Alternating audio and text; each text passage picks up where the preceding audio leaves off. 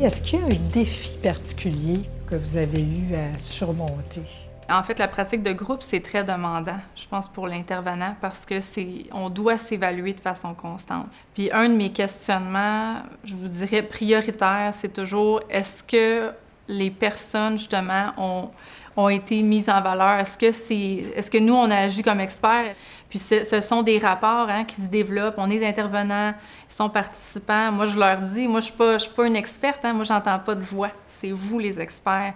Puis, il faut pas juste le dire. Il faut que notre façon d'interagir comme intervenant, que ça traduise ça. Un des défis que j'ai trouvé, particulièrement en contexte non volontaire, c'est quand on se retrouve constamment confronté à des gens qui nous disent « Moi, j'en ai pas de problème, puis je suis pas vraiment intéressé non plus à te rencontrer. » Puis il faut partir de ça pour se créer une entente où chacun des participants qui sont jusqu'à un certain point tenus d'être là, vont trouver un sens donc à la démarche parce qu'on aura créé ensemble un minimum d'objectifs, donc un début de plan d'intervention et de quelle façon le groupe va être utile pour cette personne-là. Même la légitimité du groupe, parfois aussi, va être remise en question par certains. Gérer l'autorité aussi pour moi, parce que ça a été un conflit de valeurs, parce que je porte la valeur beaucoup de la démocratie dans un groupe et le droit de parole de chacun. Mais dans un contexte où des personnes ne veulent pas être là, par exemple, les entrevues pré-groupe aident, oui, mais en même temps, en cours de route, il peut y avoir des remises en question de la pertinence de leur présence dans le groupe alors qu'on pense que c'est réglé. En même temps, prendre un rôle plus d'autorité en disant, on a une entente ici, puis mon travail, c'est de faire respecter certaines règles aussi, puis je trouve que la façon dont ça fonctionne en ce moment, ça fonctionne pas.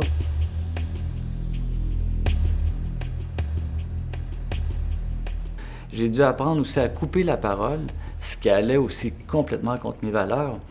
Mais au début, quand je le faisais pas, je faisais juste, par exemple, gérer les interactions et je me faisais souvent couper la parole, mais je me disais, c'est pas grave, le groupe interagit. Mais en même temps, avec le temps, je me faisais constamment couper la parole. Donc, de tenir compte d'un rapport de pouvoir que j'avais pas le choix non plus de gérer, si on veut, mais d'une façon positive pour que le groupe fonctionne bien, que quelqu'un parle pas trop longtemps et pas non plus avec un ton trop agressif. Mais bref. Donc, comment gérer l'autorité.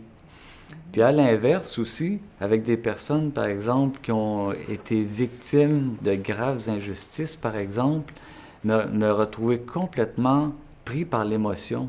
Ce que je pensais pas aussi vivre, mais dans certains contextes, de me sentir à fleur de peau constamment. Ça a été aussi un défi. Mais en même temps que je trouvais positif parce que quand on entend une foule de choses très tristes et tragiques, c'est normal, mais en cours de route, des fois, on se pose la question, puis on veut vérifier, est-ce que je vais bien quand même? Est-ce que je suis en mesure de jouer un rôle aidant dans ce groupe-là, même si je suis très touché par ce qui a amené? C'est à la fois un défi, mais en même temps, une question intéressante de voir, c'est normal que je sois touché, mais je veux vraiment rester aidant dans ce contexte-là. Par exemple, en mettant aussi l'accent sur les forces, mais pas dans le but de diluer la souffrance, en disant, bon, parlons des forces maintenant. C'est pas dans cette perspective-là, d'entendre la souffrance, d'accepter d'être touché, et en même temps, d'accompagner aussi vers l'espoir. Pour moi, ça a été aussi un défi dans d'autres contextes. Il y a quelque chose qui peut être simpliste, mais la force du groupe. Parce que autant mes appréhensions parfois ont été de performer puis de trouver les solutions aux problèmes qui allaient être apportés, de voir comment des groupes trouvent des réflexions pour répondre aux questions qui sont amenées et d'accepter aussi de ne pas avoir non plus la réponse, là, ici, maintenant, puis que ça soit un processus aussi, puis que ça soit correct comme ça. Donc, d'éviter de chercher la réponse tout de suite, et de voir comment le groupe réfléchit, et même des silences peuvent être porteurs aussi. Et en soi, juste me rappeler à quel point c'est précieux pour des gens de pouvoir aborder des sujets qui sont impossibles d'aborder ailleurs dans leur vie.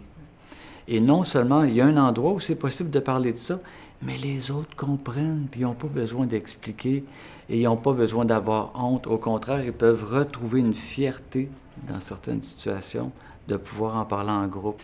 Autant dans d'autres situations, quand des gens se confrontent et deviennent plus responsables de leurs gestes en disant « c'est vrai, j'ai peut-être quelque chose à changer », ou même des fois des gens repartent tristes parce que quelqu'un dans le groupe les a confrontés en disant « oh, c'est vrai, j'ai peut-être ça à changer ».